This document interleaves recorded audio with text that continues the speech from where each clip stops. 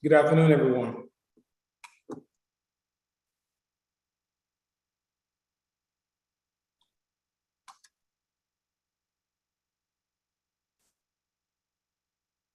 Can you hear me? Yes.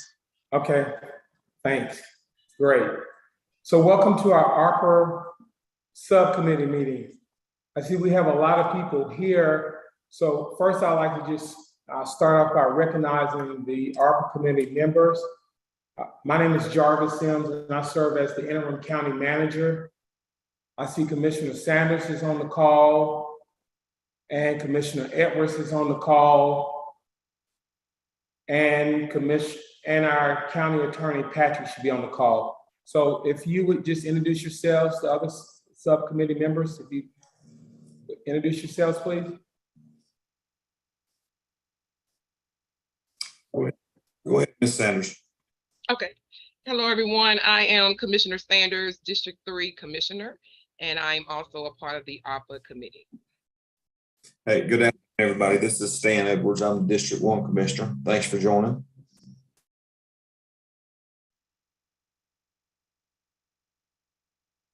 Patrick.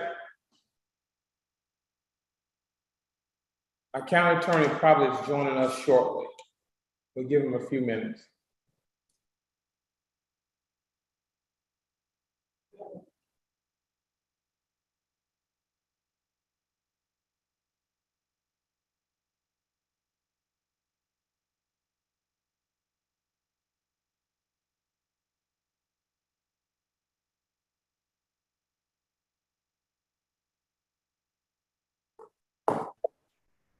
Hello.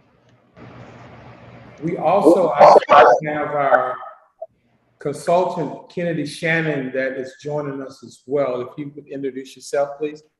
Absolutely. My name is Kennedy Shannon. I am the Director of Long-Term Community Recovery with ARPA.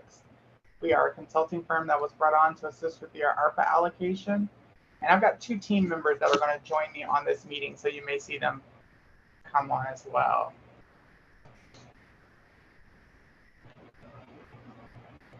Patrick, are you on the call yet?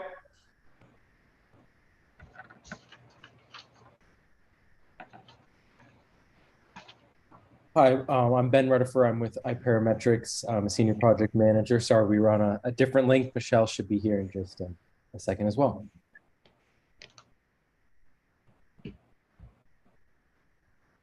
Hello, everyone. Nice to see some of your faces virtually today. And I'm trying to get my video going as well. But yeah, looking forward to speaking with you guys today. Okay. So in light of time, we're going to go ahead and get started. Brian, if you would first start off with placing the working draft on the board for the subcommittee members. Sorry, can you say that again? You broke up which draft? It's called working draft. Walker spoke with you about that. Working draft. All right. Let's see. I have ARPA financial recap, commission allocations, and ARPA commissioners allocations. Those are the documents that I have. Walk over to Walker. She has it for you. Okay.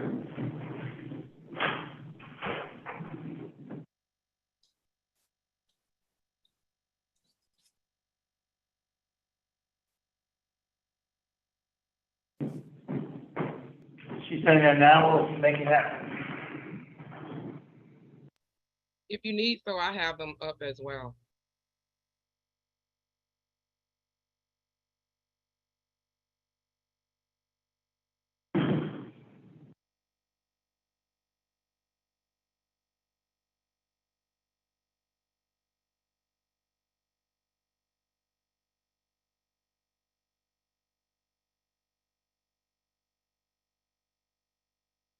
They're getting those documents uploaded.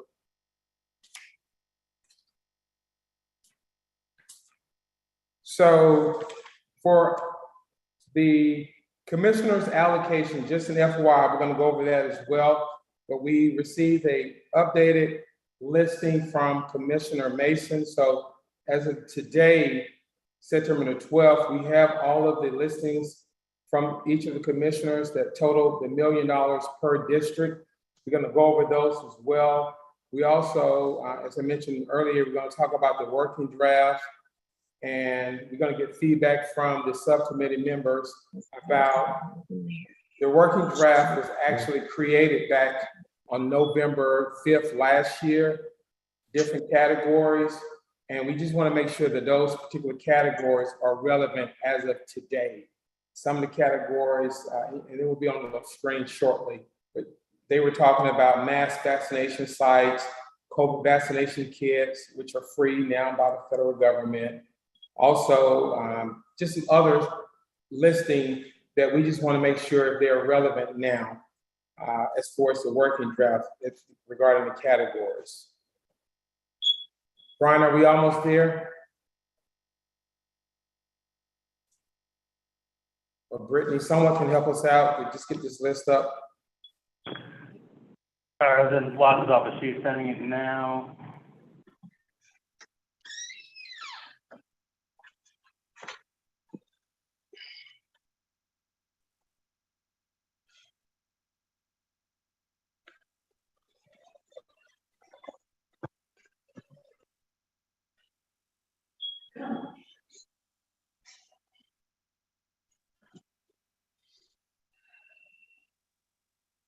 Can you see that?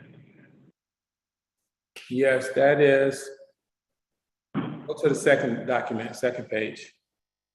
That's not the document. The document is called Working Draft. All right. He's saying that's not it.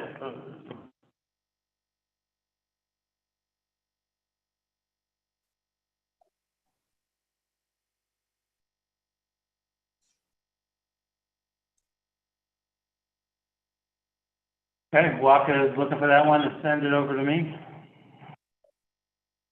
Meantime, I will turn it back to you all.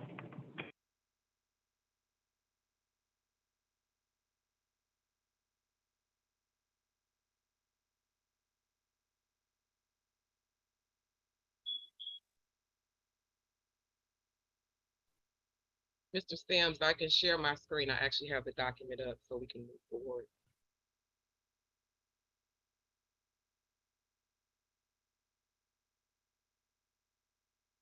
You have it now, Brian?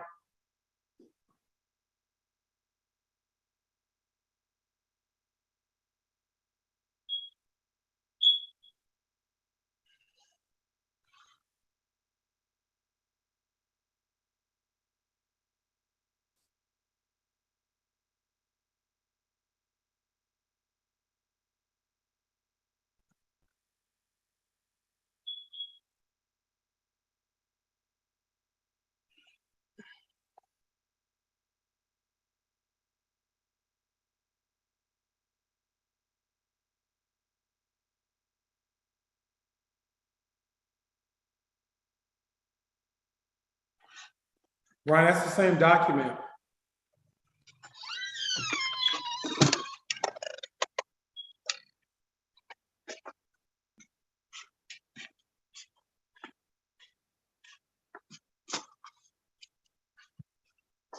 That's the document. Thank you. So committee members, this is the draft, working draft. This list again was developed back in November of 2021. I think we just need to have some conversation to see if these categories still apply now. And feel free to kind of dive in, committee members. I don't know if you can hear me. Yes, ma'am. Okay. Looking at the top part of the document under support public health and expenditures, I did hear you mention that the COVID tests are free by the government. That's to a certain extent. They have a lot of constituents been having problems getting those COVID tests. They only allow you a certain amount. So if you have a family of more than 3 or so, you cannot get that COVID test. So we need to make sure we check on that because that's not I wouldn't say fully accurate in regards to government providing those for free, because I've had constituents that they had to go buy themselves as well. So I guess that's up to the commission if they wanted to at least purchase a few and hand them out. I was given a few from HCG and I gave some out for free because people said they had to buy it. So that can be another issue. I know the COVID mask site, we had a discussion about that when we put it together. And I believe we were talking about that before you came on, was moving some of those funds to small business and nonprofit segment, which I think we should, it's a suggestion, so we can have more funding in that pot. So I know we don't need that. We were supposed to actually eliminate that a while back, but of course we didn't get back to doing that because we don't need the mass vaccination site anymore. So my suggestion is to possibly move those funds to the small business and nonprofit or the senior home repair. So it can give them more money and we can service more individuals in our community. The marketing and signage we definitely need because we have not utilized any marketing or signage for our ARPA funds. Only thing we've utilized was social media for some of the things, and still some citizens were not aware of certain things that were happening. So we didn't have any proper marketing for that. So the mental health definitely needs to stay there. I have been speaking with our accountability court director, Mr. Robert Fox, and also with NACO. And they have questioned me on what we are doing for mental health. And that's the programs I've been traveling to find out how we're going to do that, because that's a huge issue in our county because we do not have a program in place on how to handle mental illness residents and how our law enforcement goes out to assist in providing that assistance for them. So that money that's sitting there can assist with that program, because we do need mental health and substance abuse programs in our area. Although we do have viewpoint health, but they're limited to certain things they can't provide. This is strictly putting programs in place that's helping our accountability court and law enforcement. All right, so Commissioner Sanders, you were the 300,000 in the incentive program. Well, you were okay with moving that back to other uses, is that correct? Yeah, I think we had discussed that. This was before Jarvis came on. We was talking about putting it in another portion, either the small business and the either the small business or the home repair. So that definitely needs to be removed. This form doesn't seem updated.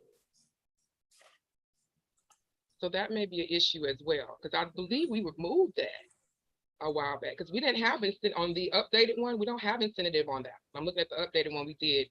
And so we didn't have incentive program on the updated one. We removed that a while back. I remember you, I, and Patrick and previous county managers spoke about it looks like we moved it to, from the sheet I have, the previous sheet I have, we had 100,000 in COVID vaccination kits, and we moved that 100,000. Well, I don't know. I think that's the big question for me. The working draft that I have here, is this the most recent?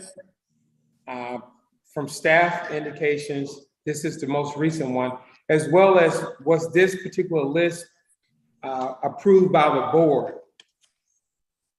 Yes, this was approved by the categories, and everything was approved by the Board of Commissioners. So these categories are from the Department of Treasury, some of the areas that they actually approved.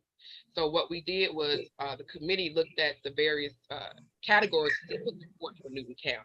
And so the Board of Commissioners actually reviewed this actual document and voted on it. The only thing that we need to do is probably make suggestions on if we need certain subcategories under the main category.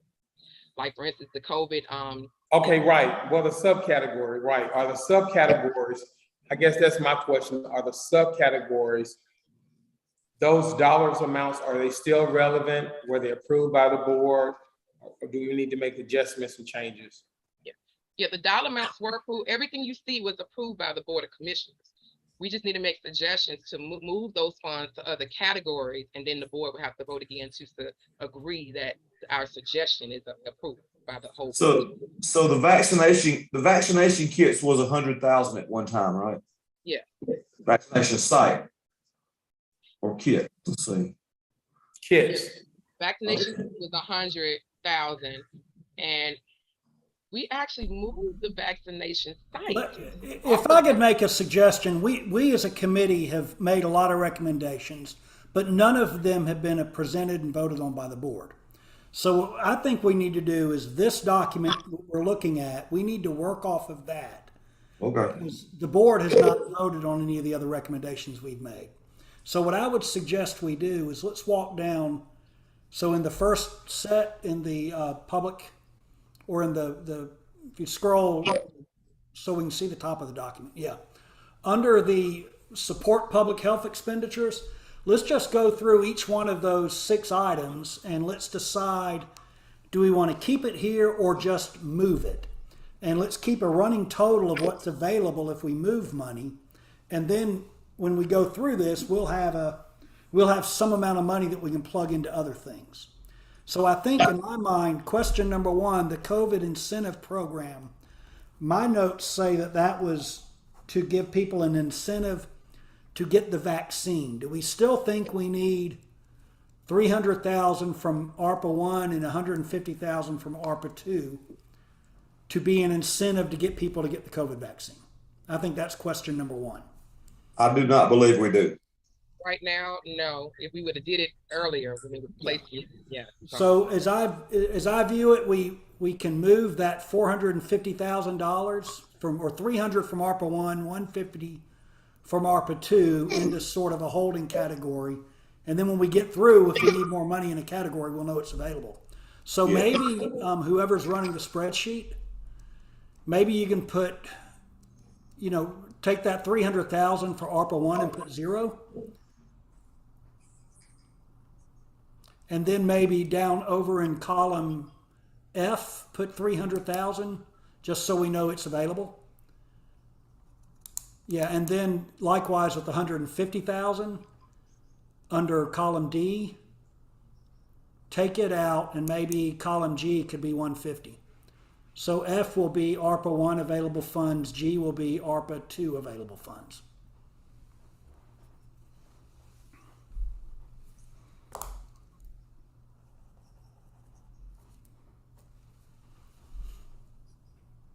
Yeah. So I think the next thing, do we need 150,000 from ARPA 2 for a mass vaccination site? I don't think so. I don't think so either. I just don't believe we do. That's why I was asking a question, because when we had our last meeting, it was removed. So that's why I was like, Yeah. where? So move that 150 over to column G.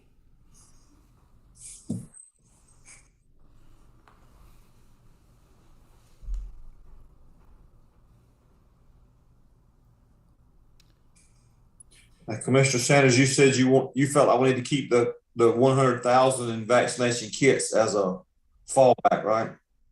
Well, we could probably lessen it. It have to be the full 100,000. I do say we should purchase some kits, because there are issues that the government is not giving everybody free kits. There are citizens who are not getting them. So I just think we need to have some on hand. Maybe not as many as $100,000 worth, but just something just in case, because we are still in Newton County considered high risk. So just in case, we might have to use it for an employee to take something of that nature. Because I know the sheriff's office is considered our vaccination site. So maybe we can supply some for them to be able to have it as well. The sheriff's office is the vaccination site for the entire county. We don't have one in our office to be able to go and check that. So maybe we need to have some on our side as well. Just some, if our employees need to test real quick or something of that nature, just to have some on hand. That's just my suggestion. And with that and kind of the other items in this category, our team may want to talk to our FEMA folks, because some of this we don't deal with FEMA all the time, but there is some overlap where expenses can be charged to the FEMA. I believe that's switching from 100% cost share to 90, I think in 2 days, but some of these we may be able to do some or all of that top section with FEMA funds as opposed to ARPA funds. Thank you, and I'm glad you all brought that idea up. That's what I was thinking as well, as far as there might be other options as far as obtaining other kits.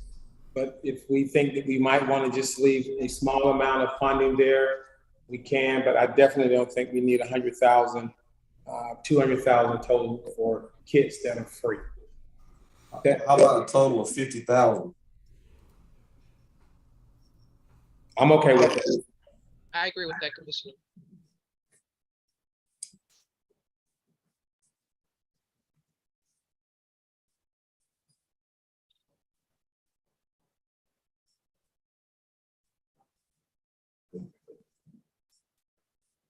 So you also, whoever is doing the spreadsheet, that column should also have 25,000 on each side. Yeah. Under column B and D. B and D should have 25,000 each. Yes, F and G should be 75,000 each, right? yes.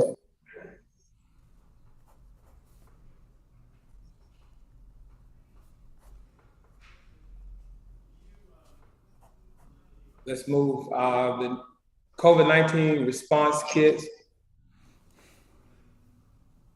I don't see necessarily funding need there. I agree. I agree.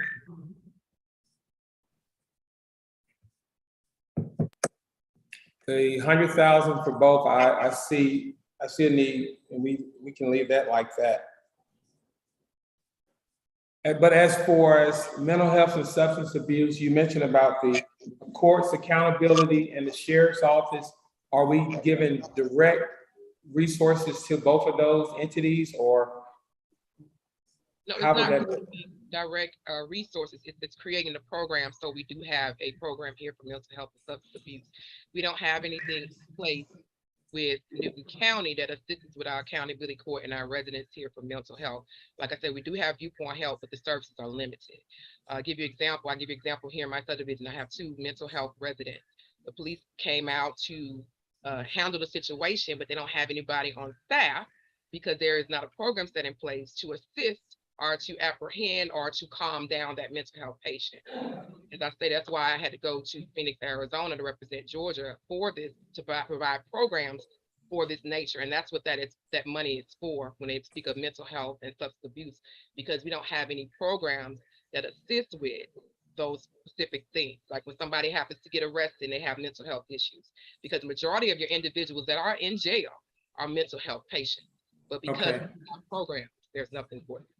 And I definitely understand what you're stating. I guess my question is, and we have our consultants on board, we will be creating a new program, hiring. So are you suggesting or implying that we're hiring staff and we're overseeing mental health, or can we best serve where there's a third party that provide the service, we support them? I think that might be the better approach. We're working with our accountability court, Mr. Robert Fox. We actually have an accountability court that's at the bottom of our courthouse, and we'll be working with them to help create those programs. That's kind of like a partnership with them. So we can get with Mr. Fox to go more in detail. Okay. The marketing, I'm fine with that amount.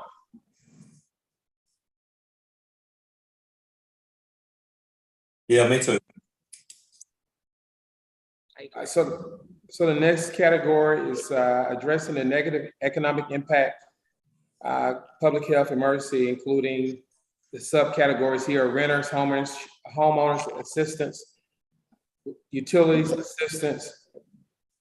That category, both of those 2 categories, we have already completed those projects totaling $700,000. Also, if we do decide to earmark any additional funding in those categories, we do have our consultants on board to assist us with ensuring management of those categories.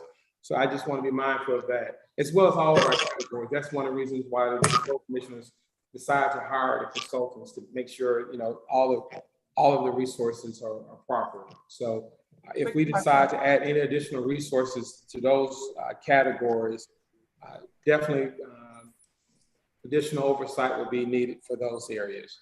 I'm glad you said that, Jarvis, because the email that was sent today in regarding the Salvation Army, is there any information or insight what's going on with that? Because they were to us. No, I don't. No, only insight I have is the email from the chairman today, and pretty much that's it. The money that was already allocated, has it all been spent already? They have, well, the last I heard, because they give us detailed reports. They give us reports, even who it was given to. So that I can't say they have really been thorough with their reports. And the last I heard, the report that he sent to us, I think 33,000 was left in utilities. So the mortgage and rental was exhausted, which he said he still had applications that he could not fulfill. And because the commissioners voted a certain amount in each category, he can't just move over the 33,000 utility expenses over to rental and mortgage. He came before us before and asked that to happen. So it would have to probably be approved by the Board of Commissioners, but he did ask, well, one of the representatives had requested more funding because he has a lot of applications he cannot fill because the funds have been exhausted. Well, right now, at this time, from the email that we received, we meaning the Board of Commissioners and myself, we've been directed to delay any additional payments to that entity, and we are adhering to that.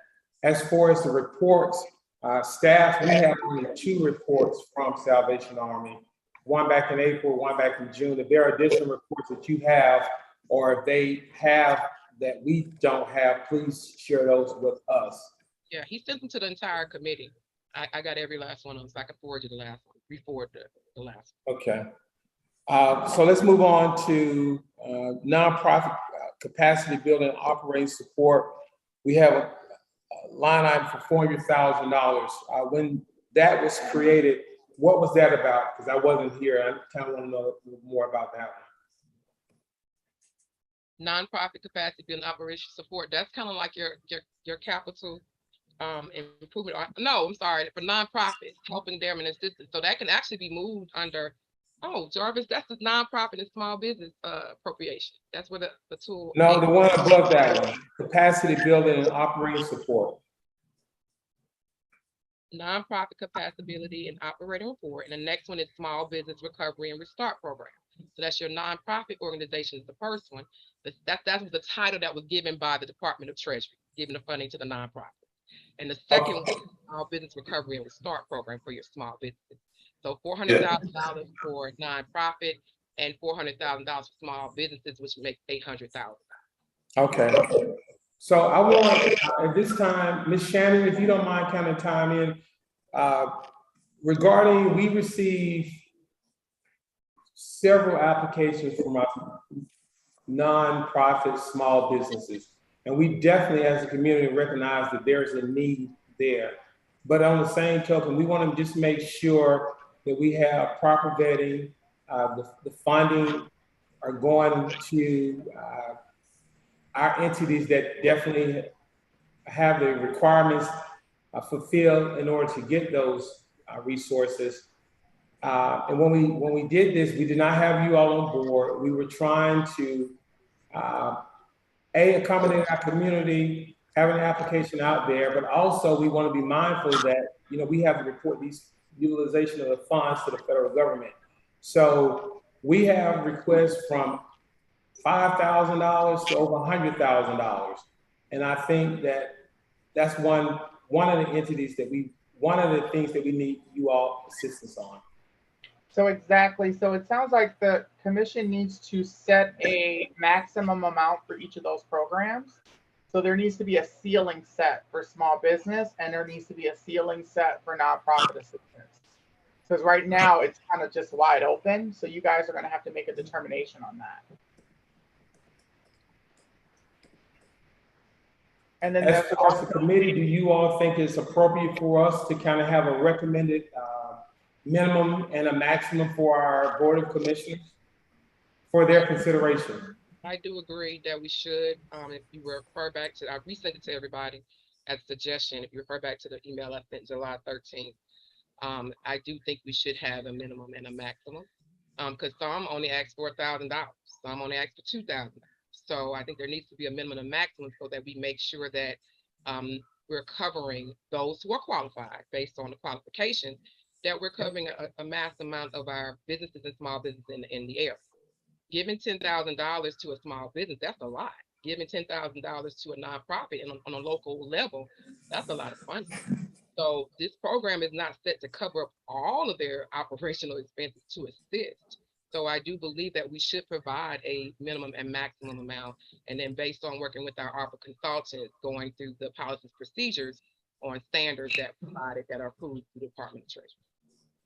One of the things that in our last meeting with our consultants, you talked about, as well as you emailed us about some of the requirements that if we're giving money to our small business and nonprofits, they have to have COVID-related matters to qualify. And when we prepared the application, we didn't mention that, but as you indicated, that should be the case, you know, as far as a small business, how will they be impacted by COVID? That still should be part of the requirement. Absolutely. So they have to show how they were negatively affected by the pandemic. And the final rule prescribes multiple ways in which you can demonstrate that. One of the most prevalent ways is to show a reduction in revenue, whether it be gross or net revenue that a business had. And we can demonstrate that via tax returns. The other option would be to show financial hardship, and they would be able to demonstrate that by giving us a bank statement to show what they have in the bank compared to what their bills are going forward. So that's something we can build out. It's just a matter, like Commissioner Saunders said, of just creating a minimum and maximum amount so that businesses know, and understanding that whatever assistance we give them, it has to be proportionate to the loss.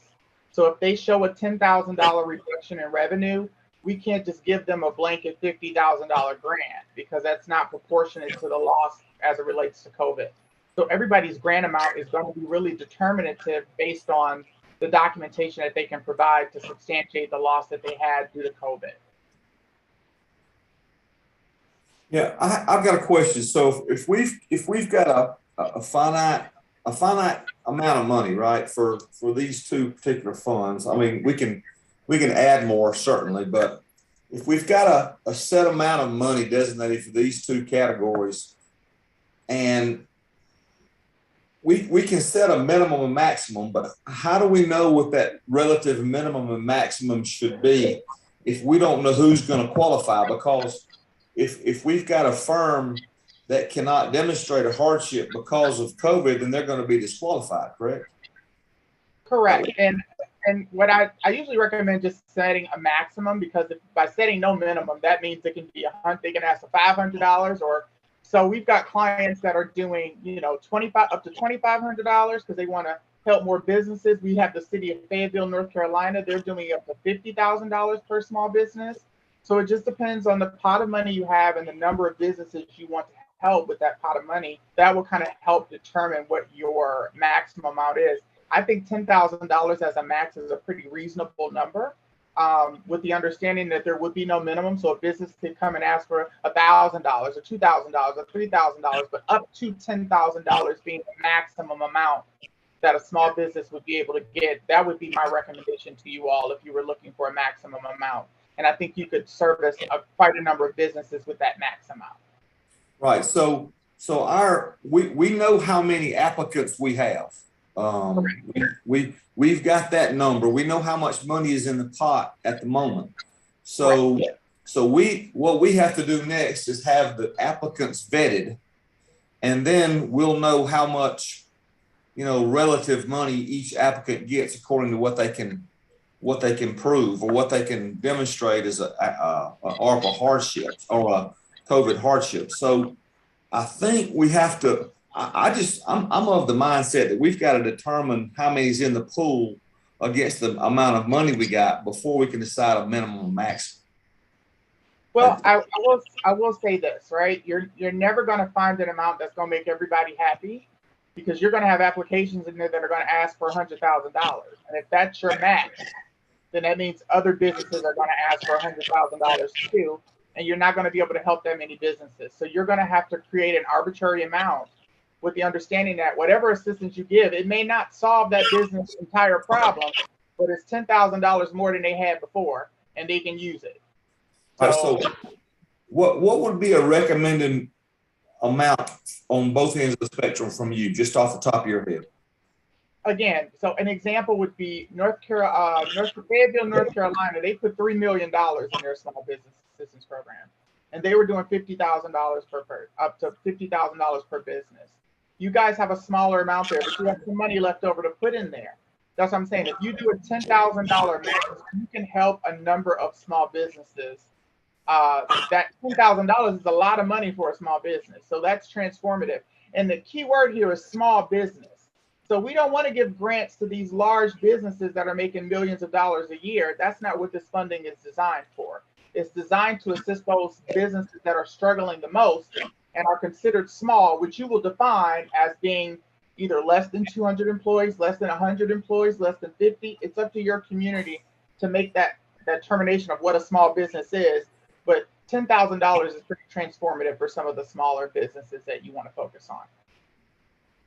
Okay, so would our recommendation, and I'm asking here, Commissioner Sanders, would our recommendation be a maximum of 10,000 and off the top of my head, a minimum of 1,000? I agree with that. I do, because they did have some that did request 1,000. So I agree with that, Commissioner. 10,000 and 1,000. Okay. Real quick, just the only problem with a minimum is if somebody is eligible for $990 and that's all you can, and they did the work of applying, they might be a little frustrated if they don't get funds. So that's what I'm saying. Just set a max and don't set a minimum. Okay. So up to 10,000. Correct. Okay. Up to $10,000. So from 0 to 10,000 is the scale. Okay, I agree. Now you got to do the same thing for nonprofits, right? So nonprofits nonprofits have a higher amount, right? So instead of $10,000 for a nonprofit, because you should have less nonprofits than you do small businesses, you may want to do up to $25,000 per nonprofit or something like that. So what we tend to see with a lot of our clients is small businesses a smaller amount and nonprofits tends to be a higher amount. So speaking of nonprofits, Ms. Shannon, you also emailed us a detailed document that talked about funding nonprofits if there were like conflicts of interest, anything like that. Can you expand on that and kind of go into little details about that for us? Absolutely. The document you sent us over. So I know as you guys are kind of going through your allocation and you're making decisions on who to fund, I just wanted to make you guys aware of a few things. One being the conflict of interest. So because these are federal dollars, you have to be very careful on who you give money to and what association there may or may not be to you. There is the issue of even a perceived conflict of interest. So even if it's not a conflict of interest, but it appears to be a conflict of interest, then that's an issue. So you have to kind of stay clear of that, because not only can you lose your ARPA funding, you can end up in an orange jumpsuit, which I'm sure nobody wants to end up in. So, I know a lot of small communities tend to know people or have people that work for nonprofits that may be related to them, or, they do good work. And so you have, as a decision maker, you're making the direct decision on where that money should go. So you can't give that money to an organization that's, say, run by a family member or a close friend where the association is there, because that is the definition of a conflict of interest. And that will end up jeopardizing the entire county's money and that particular commissioner. So that needs to be kept in the back of mind as you're assigning which nonprofits or which organizations to give money to. If they're any within your family, they may do great work. But unfortunately, by virtue of being a decision maker, that creates a conflict of interest. Thank you. You're welcome. So just following up, for small businesses, we're saying the max is 10,000. And for nonprofits, I'm hearing the max is 25,000. That would be my recommendation. Between 20 and 25 would be my recommendation for nonprofits, depending on how many nonprofits you want to service. So, you've got $400,000 in there right now, right? But it sounds like you guys have a lot of more money that you could potentially put into that line item. But I think $25,000 for a nonprofit is a pretty substantial grant, and it will allow you to assist more nonprofits in your community. So that would be my recommendation for your nonprofit, 0 to 25,000 on your nonprofit max. And did you go over all of the details required for nonprofits as well? Are there any other requirements? Absolutely. So for giving assistance to a nonprofit, they've got to show a decrease in revenue, right? To show that they're an impacted, right, nonprofit, or financial insecurity, or increased costs, or challenges covering payroll. It's somewhat similar to the small business assistance, but it's nonprofit. So a nonprofit can say, look, on an average year, we've raised $100,000, but due to COVID this year, we've only raised $75,000. So we have a $25,000 shortfall, and we would like to have a grant to cover that amount. Nonprofits also that are in qualified census tracts are presumed to be disproportionately impacted, and they are then eligible for grants as well. So those are your categories by which a nonprofit can be approved or eligible to receive funding. Either they're located in a qualified census tract, and if they're not located in a qualified census tract, they have to show you that they have a reducing revenue as it relates to COVID-19. And the documents for reducing revenue will be what, bank statements? Financial statements from the nonprofit, absolutely. So they can show you, their financials from this year versus, the previous year versus this year to say, look, this is what COVID did to our bottom line. Because as we know, a lot of people weren't donating during COVID because a lot of people were keeping money in house. And so a lot of nonprofits suffered financially. So being able to give them, and an example would be like just that one example. If that nonprofit came and said, look, I used to make 100,000, we only made 75 due to COVID, that's enough to give them that full $25,000 grant max amount, and they're good to go. And there would be no follow-up necessary from us. It's just a grant. And I definitely want to make sure we support our nonprofits, but from my perspective in my role, we would need to have documentation we can verify. Absolutely. So you're going to verify that they either meet the financial requirements or you're going to verify that they're located in a qualified census tract, which is simple to do because there's a tool that Treasury provides where you literally type the address of the nonprofit in there and it'll tell you if it's in a qualified census tract or not. And if it is, then they're eligible to receive assistance. Okay. And if you guys want to add additional criteria on top of what ARPA requires, you're more than welcome to do that. As a commission, but that's just the baseline. That's the minimum of what ARPA requires. But again, if you want to add some additional requirements or stream that down a little bit more, you're more than welcome to do so. From your experience, what are you seeing from other organizations? I think other organizations are just following ARPA requirements. They're not adding any additional restrictions or making it any more burdensome than it already is, to be honest. Okay. So yeah, I think as long as they're in a qualified census tract or they can show that reduction in revenue or hardship due to COVID, they should be eligible for the grant. Okay.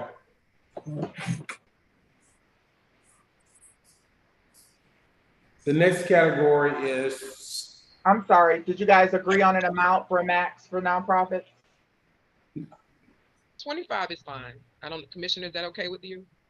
Yeah, can we back that down to 20? Yeah. I know that's not much, but we have our nonprofits, not to go off on a tangent, but our nonprofits are a huge backbone in our community. And I want to make sure that we have the ones that are actually reaching out and touching the community and helping the community. I want to make sure there's enough to go around. So perfect. We can do that. I would like to do 20 if everybody's agreeable. I agree with you. I agree as well. It makes sense. 10 and 20 numbers even. So I totally agree. The next category, subcategory, youth engagement, 150 round one, 150 round two. What were we talking about with youth engagement? Those are programs that are provided in the community for our youth. When I mentioned, remember I brought up the Youth Commissioner Program. And I was going to fund that through my ARPA funds, but I forgot that we had a Youth Commissioner Program that's going to benefit the entire county. So that's going to be every school involved here in Newton County, all the youth involved. So that can also go on the youth engagement. Also, the individuals that just received the money from us from ARPA, that falls on the youth engagement, the excuse me if I have the acronym wrong. That falls under youth engagement. So those funding should be coming out of that youth engagement because we gave money to them for their youth program. And I'm pretty sure there's some more youth programs that are out there that is not aware that we actually have this funding. So that's why I was talking about the marketing piece. A lot of constituents and nonprofits that are dealing with the youth have no idea we have this funding.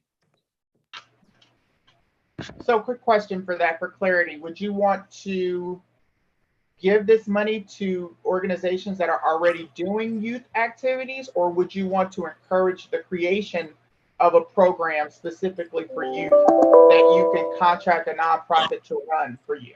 I think it should be both, but the youth commissioner program is done through the county because we don't have, I know you're probably aware of those in other counties that have youth commissioner programs. So it's already outlined. All we do is have to follow the same outline as the other counties, the neighboring counties, but it could be funded through the ARPA dollars. So that's probably the only program that I see that will be county operated and utilized. But all the rest of them, I do think it should be some programs that are nonprofits that are actually doing it. So we're gonna break that $150,000 up into different, gotcha. I agree. I definitely think we should not recreate the wheel when we have several youth programs already in existence in our county. I definitely also like the idea with the youth commission. So I think that would be one that we create and support and fund, as well as funding some of the existing youth programs we already have.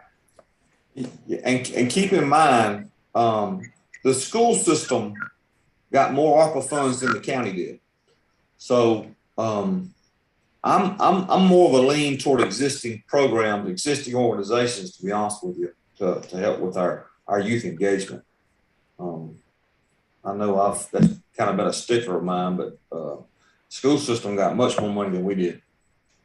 And we can go down that path, as long as we now know what you want to at least put in that bucket, and then we can figure out how we split that bucket up later. But you're right. And again, you've got more money to put in that bucket if needed. So Yeah.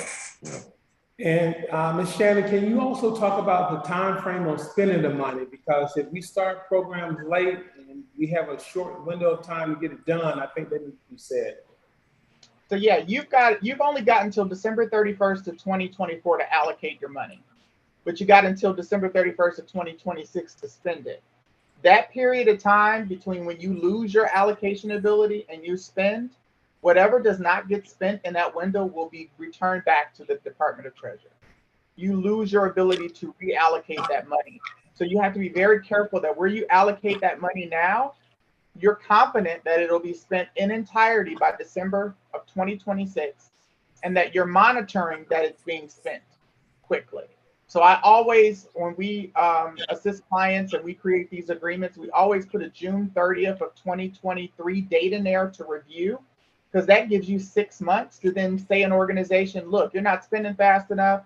There's no way you're going to get this money spent by the end of the year. So we're going to take some of that money back because we can give it to somebody else versus sending it back to the Department of Treasury.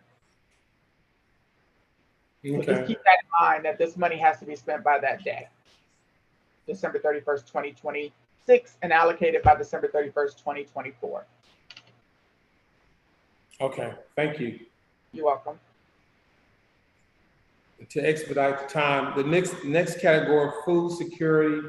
I do know we received from one of our commissioners several nonprofits that several of our commissioners wanted to support some of our local food banks, local churches who had food banks, local community that have food banks. And I definitely know that those are all eligible projects. May I recommend, and this is what I was saying before when I was in front of you, like by having it by district, it's kind of bifurcated because you've got district allocations and then you've got a general ARPA allocation, right?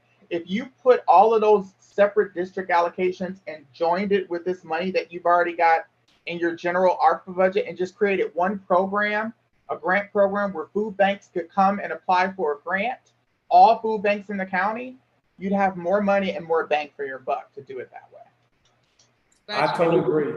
And it would be specific for food banks, the program would be. Well, Or creation of a new food bank would be the strict criteria for that grant program. Thank Speaking you. of that, so we also have, some of the commissioners have small business funding opportunities also in their listing as well. Should we have their funding also listed in small business? I would recommend putting all of that into one big program and everybody gets the bang for the buck. Because the reality is that, all of that assistance is going to the county. And Correct. again, like I said before, there are going to be some counties that are going to get more assistance than the others, only because they have more qualified census tracts in their districts. That's just the way it shakes out, according to Treasury and those census block groups that are defined as being the most impacted or the low income. So they're relatively probably going to get more assistance. But by doing it that way, I think you prevent the issue of having lopsided assistance throughout. And it's just one program, as opposed to running separate programs for each district. You're running one small business grant program that everybody can apply to. Attorney All right, Schuster, so- and I remember we spoke after the meeting, and I mentioned that I was saying that can be the pot that it falls in if those who didn't get qualified. Because Absolutely. based on my small business, I think I told you that mine was a little bit different from what they want. You wanted to do a different criteria, selection criteria. Exactly. And so if that is approved, that would be great. If not, then I'll just change my whole entire allocation to something else and put that funding somewhere else. But that was how I had wanted to make sure that I touched those small businesses in my district, because we voted to have these funds to go in our district. So I wanted to make sure that I reached my small businesses in the district. Can you remind me again what the differences are with your program versus the program as a whole? I was giving out $1,000 to over 200 small businesses in my district. And so what I asked was, a suggestion was, once we finish the main pot, if there's those who are left over out of those applications that can qualify, then they can at least get the 1,000 from the allocation I have set aside. Or we could do something separately. But I want to make sure that the small business in District 3 were touched, because those funds were allocated for our districts, were going towards our district. Gotcha. So you just want to do like a blanket $1,000 assistance to all the small businesses in your district? Yes. Yes. Gotcha. And if that's an issue or too much, let me know, then I'll just apply those funds to something else. And I do think it would be kind of just an administrative issue, only that you're kind of running two separate programs, and then you have to look at duplication of benefit, right? Those businesses that may have applied for this program but also want to apply for your program, and you have to make sure that they're not funded in both. Otherwise, you got to recoup that money. So I just think it's better to just have one simple allocation for small business with one county-wide eligibility criteria, and maybe you move that funding to an additional area. I'll do that. I'll redirect those funds. Okay. Okay. So moving on with time, the premium pay was handled. I'm now in the area where water, sewer, and broadband. I think that area was handled as well. I think, go ahead, Commissioner Sanders. The broadband, we need to, for that, really tackle that issue, because there are areas in the county that are lacking with broadband. And I think I sent the app to you. We need to do some kind of marketing campaign to say, hey, here's the app provided by NACO. Let us know if your broadband is weak, because this app does test the broadband in that area. So we have funds set aside, but we're here just by certain sections, like we had the Dow Mill area in District 3 that didn't have broadband. I would have known that if they would complain or if I had conversed with them. So there's a lot of dead spots in the area of the county. So we need to do some type of program to market that, to make sure we find out where are the areas in the county that need broadband, because that's what the funding is for. So would this be to expand broadband via like fiber optic wire, or would this be to provide like hotspots to families where they don't have broadband? Well, one in the area where I was located, I mean, in District 3, excuse me, not where I was located, but in District 3, they didn't have broadband, period. And so they were not able to work from home or do anything. So there's only specific brands or companies that actually will go in various areas. I think they have certain territories. So that territory was only Spectrum and AT&T. So because we had these ARPA funds, we were able to provide $8,000 or $6,000, I'm not sure what the amount, to them. So now that area is able to have internet. So we have a lot of areas like that in the county but of course they don't know we have these funds. And there is apps that were provided by our national association to be able to test those various areas, but we got to do some type of campaign so we can locate those areas that don't have the broadband, because they have no idea we have this assistance. Of course,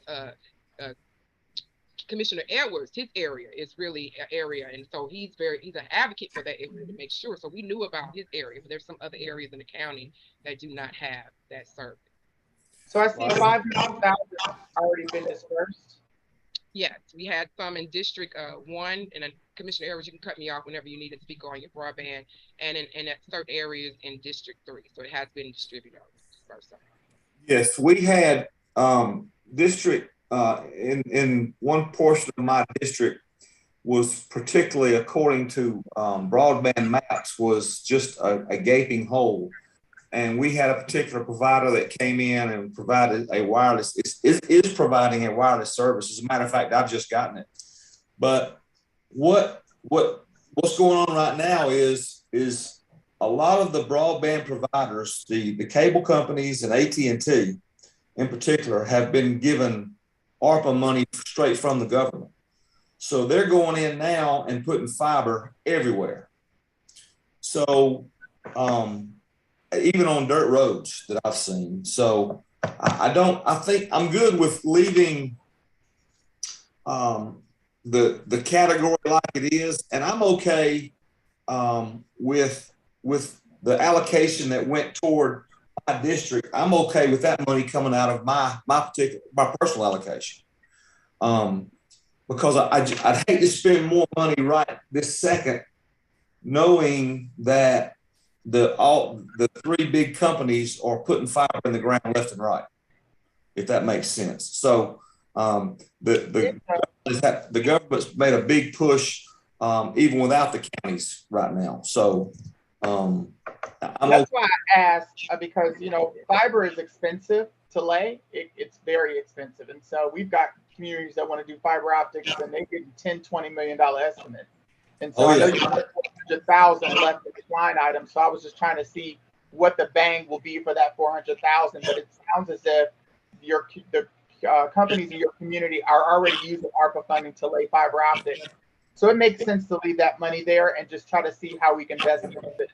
My guess is that money. This is just me talking, but we're going to be able to allocate that money for other needs at some point, I think. But I would not feel comfortable moving it as of right this second. So we can probably get an updated map of where they have laid it in Newton County, so we know what's going on. That would kind of help. Yeah, they're laying it so fast. I don't know if the map will be obsolete tomorrow probably, but I'll see if I can find one. Gotcha. Okay, the next two areas we have septic to sewer conversion and home repair assistance. Home repair assistance, that's for our residents providing some assistance. Is that allowable expense? I presume it is. It is. What is your focus though? Is it on individuals? Like what is the focus of the population for home repair? Seniors. So senior home repair. Gotcha. Yep, that's definitely an allowable expense. So we can create a program like that where it's a grant program for seniors to apply. They just have to prove that they are seniors. Most seniors are on limited income anyway. So as long as they meet income requirements, most of the home repair programs have an income requirement. And then you can just tell the type of improvements that you want. So a lot of it is HVAC and, furnaces and air conditioner units or windows, because that's how you lose money on your electricity bill. You've got seniors who have roofing issues where they go get a bucket and it's literally water dripping inside the house. So things like that, making it somewhat accessible. So a ramp being built out front or something like that. So we can help create parameters around that program on what you think is best needed for the seniors in your community. And it sounds great. I just had a question from your experience working with others who submitted programs similar. Down the road, if that particular homeowner has any issue and they come to the county, what's our liability? So what we usually do is we're kind of running something similar right now for a small business facade program, but the object is to get 3 separate bids and we're just paying the contractor for the work. So the contractors that are doing the work will ultimately be responsible if it's shoddy work. You know, it's just like a senior hiring a contractor themselves, but we'll be the ones paying the bill on behalf of the senior, as opposed to us doing the actual work.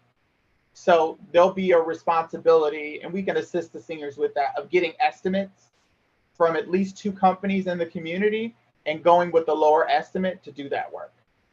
Will this require us having any new additional personnel to manage this? Not really. I mean, the issue with seniors though, a lot of these programs we do online, but a lot of seniors don't know how to, navigate the online process. So having an opportunity where seniors can come to some type of community center or something and fill out an application.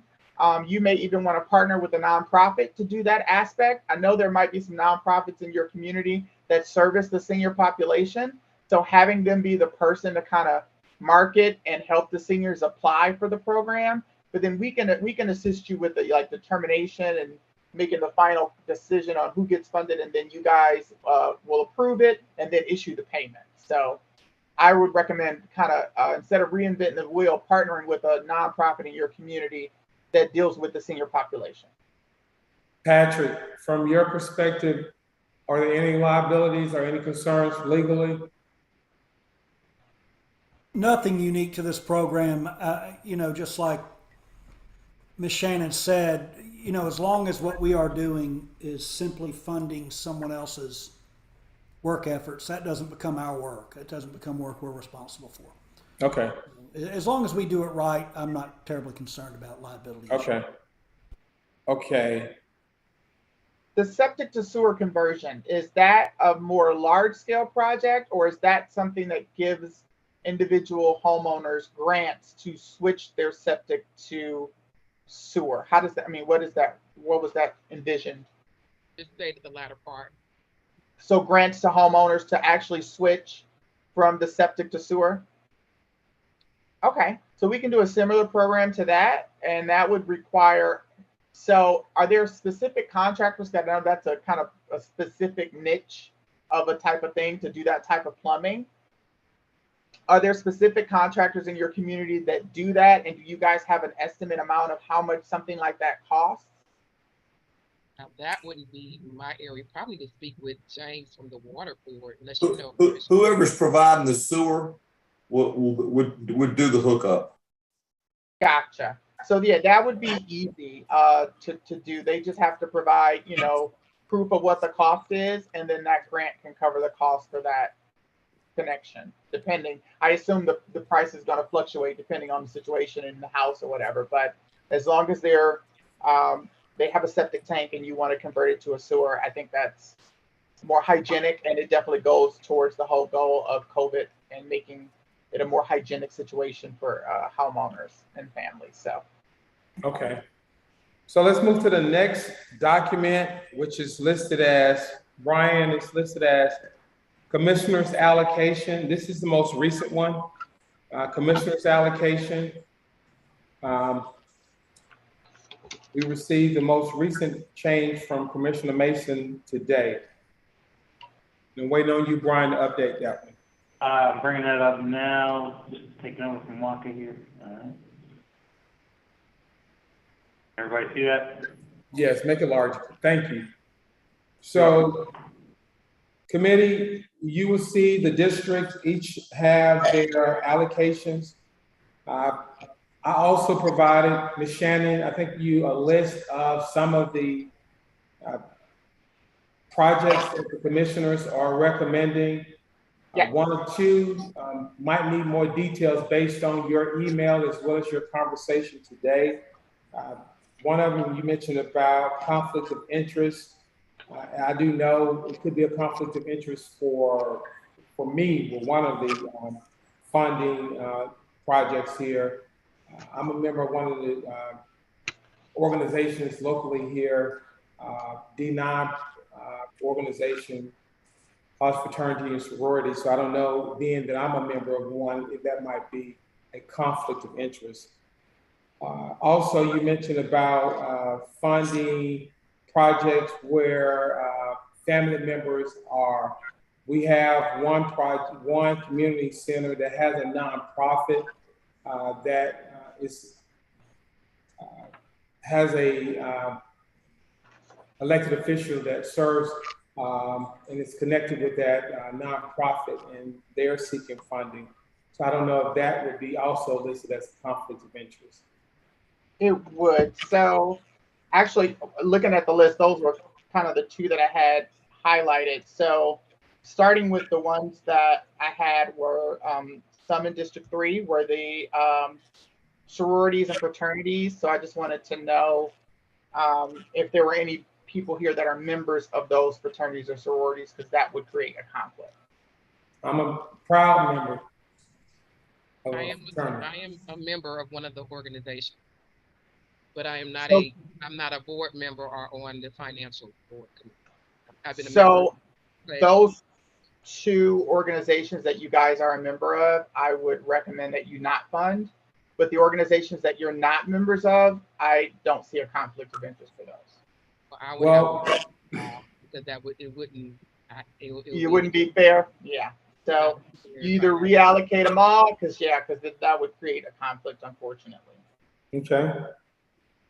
And then the other one, as I went through, so it relates to the NHCC Nelson Heights Community Center. So this is District 4, Commissioner Henderson. Is there a relation to Anthony Henderson? Yes, that's his son. So that would be a direct conflict of interest, unfortunately. So we wouldn't be able to give any funding. And it's even more of a direct conflict of interest in that this particular allocation isn't being made by the board as a whole. It's being made by one single commissioner, and that commissioner is the one that has the conflict of interest. So you'd have to reallocate those. The commissioner allocates funds, but it won't be a conflict. I'm sorry? Another commissioner allocates funds to it, it won't be a conflict. Well, it'll still be a conflict in that there's a relation between, so the conflict of interest exists where the decision makers are the ones where the conflict, right? So say, for instance, the sheriff was related to a wife of one of these organizations. That really isn't a conflict because the sheriff's not making a decision on where the money goes. He doesn't have a vote. He doesn't have a say. He doesn't have an opinion. So he has no control of where to steer the money. Once you have that power of where you can steer the money, then that's when that conflict of interest becomes more apparent. And so even in this case, because the commissioner would have a vote and he's on the commission, he has influence, that would be something that would not be allowed under 2 CFR Part 200 and ARPA. So my next question would be, if another commissioner is allocating these funds and that commissioner happens to be not on the board, but have a relationship with the person that's on that board with that nonprofit, recuses themselves from that vote, then that's not a conflict. So I'm sorry, repeat it one more time. I know it was a lot, I'm sorry. So if another commissioner allocates those funds to that nonprofit that is in need, and the commissioner that's on the board, you say has a relationship with a board member, happens to recuse themselves from that vote, would it be a conflict? But the way you just described it, there wouldn't be a vote because you're saying that one commissioner would make the decision to fund it themselves unilaterally using their allocation. Let me put me in it, for example. She's saying excluding their vote. Yes, excluding their vote. Yeah. Like they So- wouldn't vote on it at all. They wouldn't vote on So it. they would abstain, but the rest of you would vote Exactly. on whether or not to give an organization that money.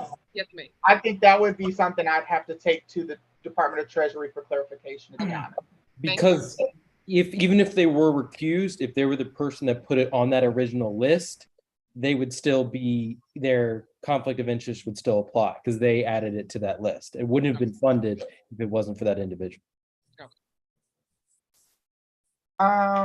Also, you mentioned about projects that needed to be funded by the 24 or showing proof, showing that we're going to be working towards funding.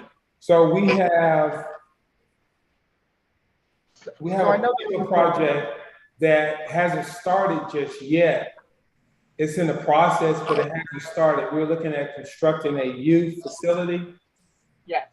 And we don't have a design build yet. And normally those types of projects, 2 to 3 years out. Would that project be eligible? So here, it's an eligible project, but herein lies the concern with that, right? If the project takes longer to build, then when you have to allocate, you lose the ability to move that money around. And if that building's not built by end of 2026, that money goes back to Treasury. You lose the ability to give that money to anybody else. So I see where your heart is in that you know that this building will be built and you're going to need faculty and resources for that building. But it's my understanding that the building hasn't been built. There's not even a site identified yet. So in taking all of that into account, that may be a 2 to 3 year project, which is all we have left. So I just be cautious about putting those resources there, unfortunately. I'm just being honest with you. And then secondly, my concern with that was that you're creating a position that is going to ultimately have to be funded after ARPA. So somebody's going to have to take up the mantle unless you're going to fire that person at the end of this ARPA, allocation for funding. Then either the county or somebody would have to make that a budgetable position to continue on. But my first concern is the most major one. It's just the time constraint and the fact that the building hasn't been built yet. I'm glad you brought that up because that was a discussion. That was one of the things that I brought up when I actually put that there. That was something that the community wanted to have in that facility. And so I actually put it in place to pay for their salaries for 2 years. And I wanted to speak with the county. Well, I actually brought it before the board to hopefully within 2 years, the county will be able to, the county or the school board, because it's in conjunction with the school board. Well, hopefully will be in conjunction with the school board, can also assist with the funding. So it is a project that's not a project, position that's paid for 2 years. So within that period, there should be some kind of plan put in place if you have it for 2 years. So that's one reason why I did that, to make sure it was funded for 2 years. I gotcha. Yeah, so like I said, my main concern is just the building being built in time before you guys lose that ability to reallocate. Because I'd hate for you to park this kind of money there and then be stuck and not be able to move it and then have to send it back because the building hasn't been built in time. If that makes sense. Yeah, it does. And what we'll do is we'll watch it, and once it's approved by the board, if it's at a time frame, we always can go back and allocate the funds somewhere else, right? I was about to say, yeah, you can park it there and just keep it there, but with the understanding that the clock is ticking, right? And so at the minimum, you need to relook at this money by June 30th of 2024 and say, look, is this really going to be a reality? Because if it's not, then we need to go ahead and move this money, and we need to move it within the next 6 months. Another question I had, court systems. We're looking at, one of our commissioners would like to support the court system. Yeah, so that is something that can be done. And I think we discussed this could be put under revenue recovery because this is an expense that's a general expense of a government. The court is. And so putting that 650, because there's no specific ARPA category that it fits under, but you can use it under your revenue recovery allocation, which I said is up to $10 million. So. And revenue recovery, I'm glad you brought that up. As far as the committee, last time you did your presentation, you made a recommendation before the board about using the second funding from ARPA as far as revenue recovery, addressing some internal needs from the county. As far as the committee, what are your thoughts about that amount or a different amount as far as addressing internal needs? Because if you make that decision, then that means you've got to do some changing to this budget we just went over. This budget we just went over, from my understanding, is the full. How much was your full allocation? It was the full allocation for ARPA. 21,704,962. Yeah, so this budget we just went over, the working draft that had ARPA 1 and ARPA 2. If you're going to use some money for revenue recovery, you're going to have to reduce some of those line items because you've got a little money left, right? You've got about, 3, 4, 5, 6, 7, 8, 9. So you got about 900,000 that you still need to reallocate. But if you're going to move some of that money, you're going to have to do it on that budget, because you only have, that budget already equates for the full 21 million that we just went over. Well, my recommendation, and it's again, just my recommendation for the subcommittee meeting, that we recognize and we know that there are internal needs from the county. We had presentations that recognize some of our parks and recreation facilities have been delayed maintenance, and those things need to be addressed. We also know that we limited amount of funding for our 2023 budget for capital expenses. So my recommendation, if it's approved by this subcommittee, would be $8 million. I think that would address some of the needs internally, and then still have $2 million for additional projects that we talked about here. In the budget, we allocated already $2 million of ARPA dollars. Where is that going for? Remember we had that discussion, that was the vote? Commissioner Sanders, I don't know if it's somebody, can you adjust your volume a little bit? Yeah, can you hear me now? Much better. In the budget, when we voted this year in July, $2 million of the ARPA dollars was included in the budget. So where is that going? That was more of not necessarily dollars that was allocated. That was just amount that if we start moving the projects, just more or less like amount that we place there if we start utilizing some of those particular projects. But right now for our capital projects, we only budgeted $1 million to address capital projects, to address our sheriff needs, internal parks and recreation, fire services, all these other departments, large capital purchases. We didn't have a lot, we didn't budget capital funding to address those.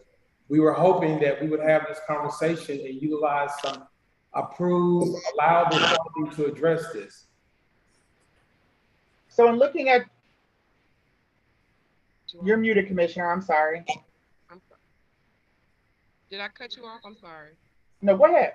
How in the previous years of the budget, because I'm the new one on the board, I saw the one last year, but how much has been allocated for capital improvements in the previous years? And maybe Commissioner Airwood probably can help me out with that to get a ballpark figure.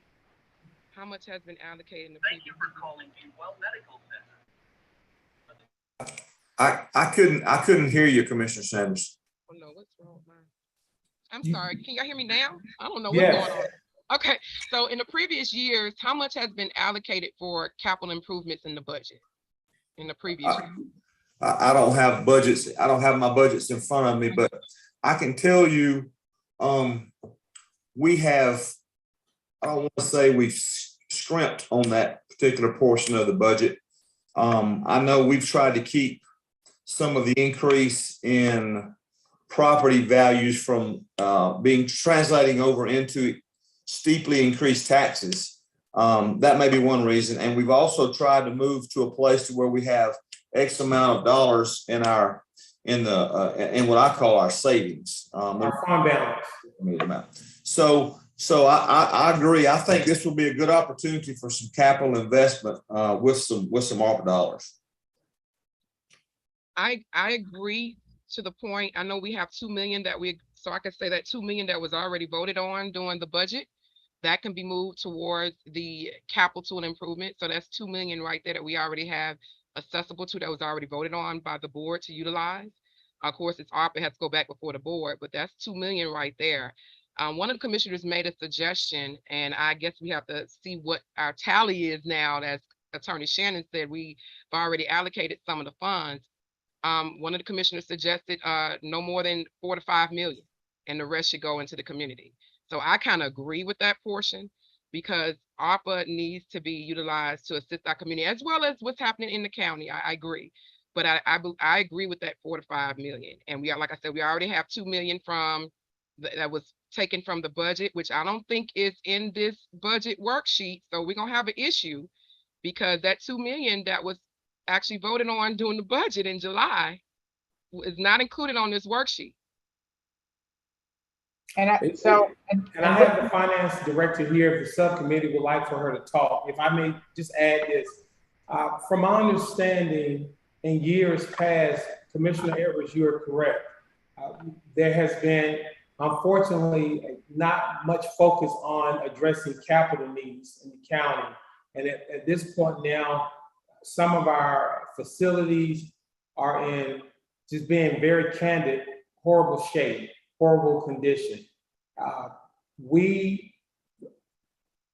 You mentioned about funding going to the community. If we are addressing our capital needs, they are not separate from the community. They are larger. I would say it impacts a larger audience. You have more people who can benefit from our parks and recreation.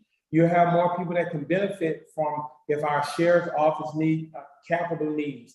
It addresses more larger scale versus, and we want to recognize the smaller scale, but I also think we should be recognizing the larger scale for our county.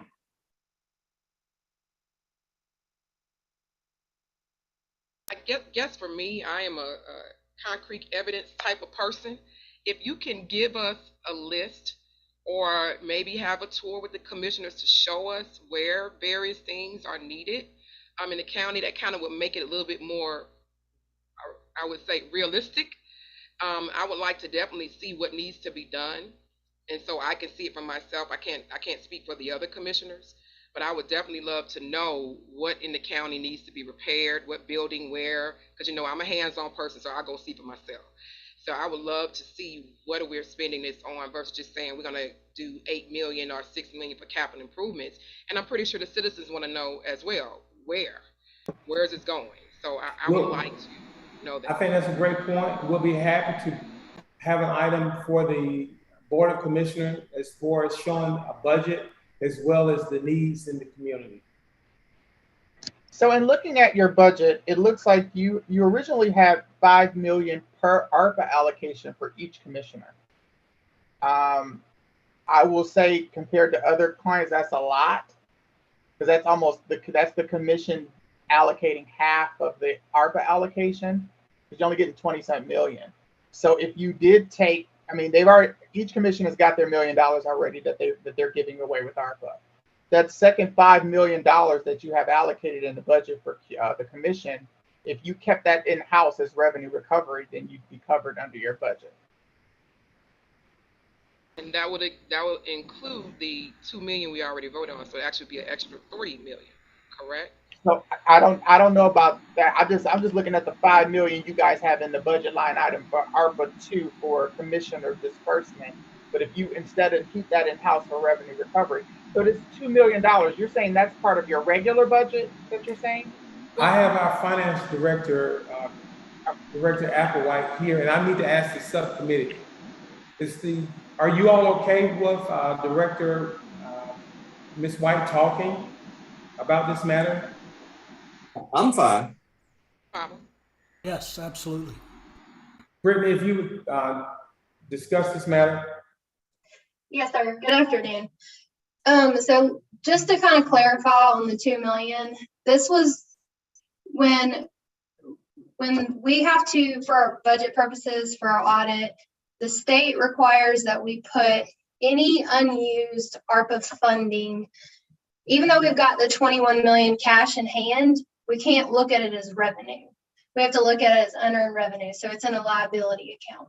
So this 2 million was literally just an estimate as a placeholder until we dug deeper into this allocation and how we wanted to spend it, because we are required by the state to have a budget for every fund that we operate.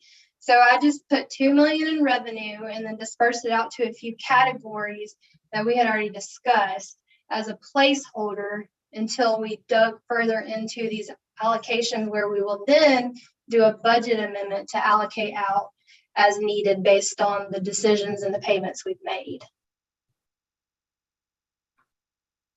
Thank you, Director White.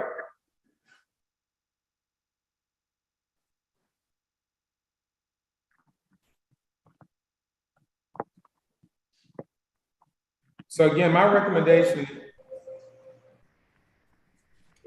is the $8 million to address our needs within the county, and we'll be happy to bring before the board how those funds will be used. I think that's fair, and I think we should do that. Well, let me say this. If you guys remember back, I guess it was maybe the fall of 2021, we had an absolute line of people, county employees, our government officials, our constitutionally elected officials. There were several. They came before us with ARPA requests. And I believe if we address those requests as best we can with what our county manager is recommending, then we're gonna kill a lot of birds with one stone. So I would be in favor of moving in that direction. Just knowing the number of the parade of people that came before us last fall, I was just blown away with the request for ARPA money. So I'm okay with that. You hungry? Yes, I am. I am as well. Now, I know one of Commissioner Edwards is allocating his funds to some of the capital improvements. So is that going to be excluded from what we requested, or is that in addition to? I think so that's a good question, because technically his courthouse project would fall under revenue recovery. So if you're going to allocate $8 million in total to revenue recovery, then you can take that 600,000 or whatever he's spending on that courthouse and move it into that line item. So if you do that, plus the 5 that's already budgeted for the commission, plus the extra that you have left over from up top, from all the stuff you just canceled out regarding COVID, you're almost at the 8 million. So you just have to cut a few more items to get to that 8 million needed for your revenue recovery. My only concern is I'm not in agreement with 8 million. I'm in agreement with 5, and the rest to be allocated within the community. So that's just my suggestion. Of course, that's going to be a board decision. I do agree we need to address some of the issues, but I just need to see it on paper on what needs to be done, itemized, because just saying we need 8 million and there's nothing attached to what it's going towards. Just like we had it for our commissioner allocation, we had to break it down in detail and tell the citizens where we're spending it. I think the same exact thing needs to happen for the allocation in regards to capital improvement. I agree with you, Commissioner. We'll be happy to bring that before you all. What we've done before for some clients for internal is that we've almost treated it like it's external. So departments come forward with their projects that they want to get funded with ARPA, and they present them, and you guys pick the ones that are the most pressing, urgent infrastructure needs within your community, and you pay for those projects to get done. Okay, so Jarvis, it'll be imperative that we've got a very clear list before we can vote on this particular line item, right? I mean, this particular issue. Yes, sir. And then also, just so happens SPLOSH passes. Some of these items are also on SPLOSH, so we need to consider that as well. No, the list that we have before you all, the list that I've seen, there's no duplication where we have projects on SPLOSH and ARPA. They're separate. Okay. The list that I have. There are internal needs with Parks and Recreation. There are needs within the Sheriff's Office, I know. There's needs within our fire department. The DA had some needs. I think the clerk of the courts had some needs, and the probate office had needs. Like I say, there was a line of them that night, if I remember correctly. But we'll be happy to bring those before you all for your consideration.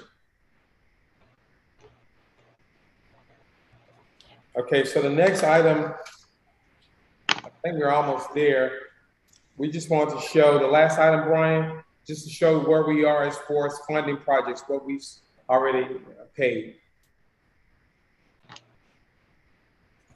So this subcommittee can see what has been allocated as well as the payments and what's remaining.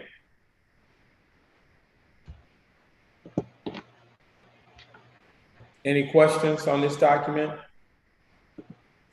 No, but I do have a question for Commissioner Edwards. You're sounding far away again. I know, I don't know what's going on today. I'm sorry. I do have a question for Commissioner Edwards. Did we, the whole entire subcommittee, did we want it to add more funding to the small business and nonprofit allocation, or are we okay with just the $800,000?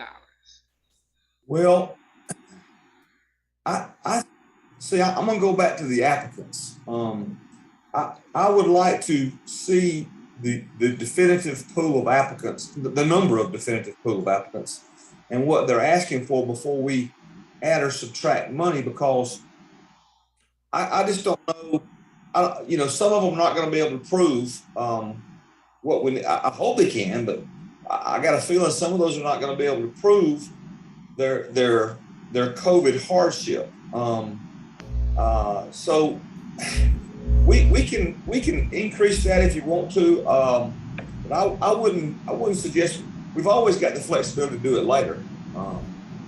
So I would suggest leaving it like it is until we have more in tune with what our applicants look like. That's just me. Because I think our only issue would be if we start allocating funds elsewhere, then funds won't be available. So I agree with your point, I do, but I'm just concerned that if we start allocating, then there won't be funding. That's my only concern. Well, what would you suggest? I suggested that the funding that was coming out of the top category, support, public health, and expenditures, the funding that we're not utilizing there, is that falls into the small businesses or the home repair. That would go into that. So that was my suggestion. Because I think we had about 300,000 or 400,000 out of that category. I would be okay sending that to the small business, yes. Yeah. I'm okay with that as well. Small business. I guess. So are you adding 300,000 to each category? Just to the small business. It was in the support public health expenditures where we would move some of the funding. Like for the response kit, that was 95,000. We took away the incentive program, the 150, that was taken away. So that can possibly go into the small business category to add more funding. If we also would look at or consider additional funding for the home repair, because I know those projects might be very costly. I agree with that as well. Either category is fine with me. So based on what you just moved in this meeting, you have a total of $940,000 that you can reallocate based on what we've moved from the top category under support public health. So maybe divide that into the small. My suggestion is to divide it into some into small business and some into the repair category. I will say I think that's a lot of money, and I know you have a need within your community for small business and nonprofit, but I don't know if you'll be able to spend all of that money. So should it go into the repair? Because you said repairs cost more. I would, because right now you've got $1 million. Right. ARPA 1 and ARPA 2, right? And I have listed here that you guys also want to do something with child care. So someone mentioned that, but I wasn't sure. One of the commissioners did mention that, but I wasn't sure exactly what they wanted to do. Don't feel you have to put that 940 somewhere right now. Okay. With child care program, you can use some of that 940 for that, because I guess my recommendation is work program. Shannon, we can't hear you well. Yeah, it's like static. Hello? I hear you. Okay. Yeah, so that would be my recommendation. Like if you wanted to do something for childcare, you know, maybe taking some of that 940 and putting it into childcare. I know you mentioned the fact that you maybe wanted to put something more in the youth engagement box. But I mean, I think starting off, if you put 500,000 in nonprofit and 500,000 in small business, and started it off like that, and see what the response rate is, and if you see that there are all these businesses applying, then move that extra money into that line. Okay, But I just park it right now because we've got more than enough time to move around it. okay. One of the things with Shannon, we have the commissioners on board. They want to make sure, being that we had this really important meeting today, that you all, your staff, you all can expedite and make sure we get the money to the community. That was the reason why we wanted to have this detailed meeting today, to discuss what we need to discuss, and now be moving forward with you all giving us guidance, approval to move forward. So here's one last thing. So I've got the list from the nonprofits that applied, and I've got the list from the small businesses that applied. But unfortunately, when you guys saw these responses, you never told them about the impact of COVID and them having to demonstrate that, right? So we've got to make a decision, right? Either we have to go and contact each one of these businesses that applied at each nonprofit and explain to them now that they've got to provide that documentation, or we do a brand new application process where that is known from the beginning. Let all of these businesses know that they need to reapply, but this time they'll know exactly what they need to include in their application. Time-wise, I think it's better and more efficient to just do it as a reapplication process with those new criteria identified versus having to make contact with each of those individual applicants and work with each of those individual applicants. And we can do an online application, right? To where the small business can go online, fill out an application, attach their tax return that they want to prove their documentation, and then we can run the whole process of reviewing, approval, compliance, and then we just give a list to you guys of the businesses that meet the requirements, and you cut the checks. Now, I know we had on the application where they submitted certain documents, they submitted their Secretary of State, and I think it was another document that was on the application that they had to submit. It should have been, you probably didn't get all that because probably a lot of documents might be on the cloud somewhere. Brian may have it. But they did submit some of that information. I think the 501c3s had to do their IRS status. They had to upload all of that on that application. They did provide that information, but as far as the impact as it relates to COVID, we didn't ask any of that. So that would be given.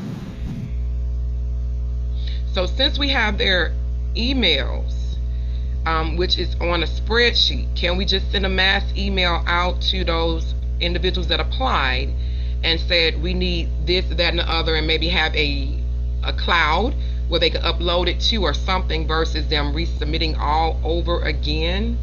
We can streamline that process? Or if you're going through the applicants and we can go ahead and find the ones that may not be qualified, because I think there's a certain amount of years they have to be in business first, right? Am I correct, Attorney Shannon? And Right. So the ones that are approved are the ones that have to submit the additional information. But did we ask that information? Like, did we ask how many years have they been in business? Was all of that stuff asked on the initial ask? Because all I got was really this spreadsheet that's got all of the businesses that applied, all of the nonprofits. But it doesn't, all it gives me is the contact name, reason for fund request, and the amount. It doesn't really give me any of that other information that I would put on an application. Yeah. Like That's how all long we have you have, been in business? because we quickly got an application out there. A lot of those questions or additional information, it was not included in the application. So that's why I'm saying it might make sense to just do a brand new application process, because for us to contact all these businesses, that's a lot of hours that y'all gonna be paying for. So I'm all for doing things in the most efficient and cost-effective manner. And so just to do a whole new launch, but at least making sure we notify everybody on this list of the new application and Yes. give them an opportunity to apply with the questions that we know we need to ask now, the documents we know we need to get and them knowing what the cap is now. They weren't here, they didn't know it was a cap. They just weren't asking for $250,000. We can't give you that. So let them create an application and sit around the program and we just determine those eligibility. I think that's the easier route. And we can do the same thing for nonprofits. They go online, fill out an application. They know that they can get up to $20,000. They show that they meet the requirements. We can do the same thing for the food bank nonprofit. But that would be my recommendation. It's just easier and it's more streamlined. I think it's a much cleaner process if we reapply and do the expeditions. I agree. I'm in agreement. Okay. So how long will it take for you all to prepare a new application? So we just got you guys a task order. So right now, technically, we're kind of working for free because we ain't got no task order. But we sent it over for you guys to review. So as soon as you guys sign that and get that back, now I just want to make it clear, that task order will last us at least a year and a half, maybe even 2 years. So it may even be the whole engagement. And you may not spend that full $400,000. That was a not exceed cost, right? That's what we got to do all of this work. So it will not probably rise to that level. But the task order that I've provided to get us at least a year and a half. Because I don't want you to think that's a 30-day task order and I send y'all that amount. That's a year and a half of estimated work that I've calculated.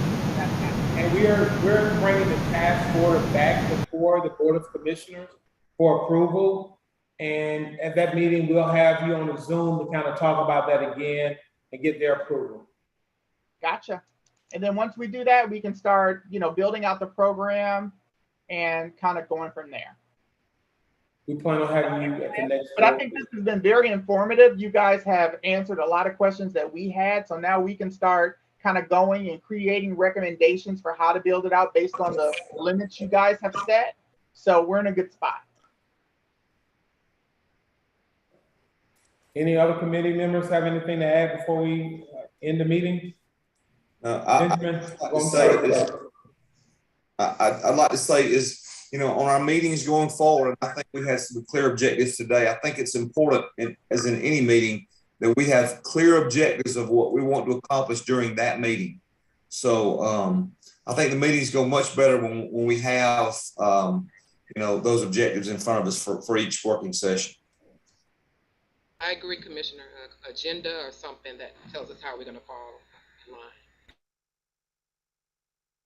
Well, I have one we question. definitely will have an agenda and have the objectives. Oh, I'm sorry. Great feedback. Yeah, Ms. Shannon, I had one question for you before we go. Are there any deadlines we need to be concerned about to allocate any portion of these funds to replacing lost revenue? I recall with the first ARPA allocation, Brittany might remember there was a deadline like the end of August or the end of April or something. Is there a deadline with respect to the second ARPA allocation we need to be concerned about? As far as you making a determination of how much you're going to use for revenue recovery? Yes. Ben, do we have a deadline for that? No, there is not a specific deadline other than the December 2024 deadline. And actually that kind of ties into a few of the final comments I had from the reporting side that I just wanted to highlight as well. But yeah, there's no requirements there. And actually the two allocations, other than when you receive them, are treated under the exact same rules and are reported in the same grouping. Yeah, and you can take that 10 million just kind of off the rip anyway. So if you take less than that, then you're fine.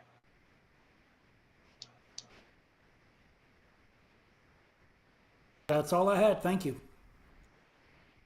Thank you all for attending our meeting. I think we were able to accomplish a lot of big things today. I look forward to bringing some of these items before the Board of Commissioners. And that's it for me. Commissioner Sanders, you want to end with us? I'm sorry, Ben, you had a comment?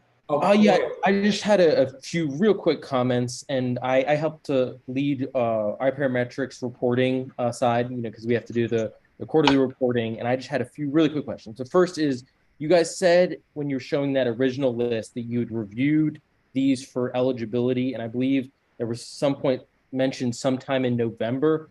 Was that, when you guys looked through the list of what fit as far as eligibility, was that when it was done, or was it done sooner to that? Just trying to get an idea, because those rules change over time, and that'll kind of change how we look at it. And we have great questionnaires that list out all the questions the Treasury requires us to report. But if we can kind of look at that through that perspective, it'll help.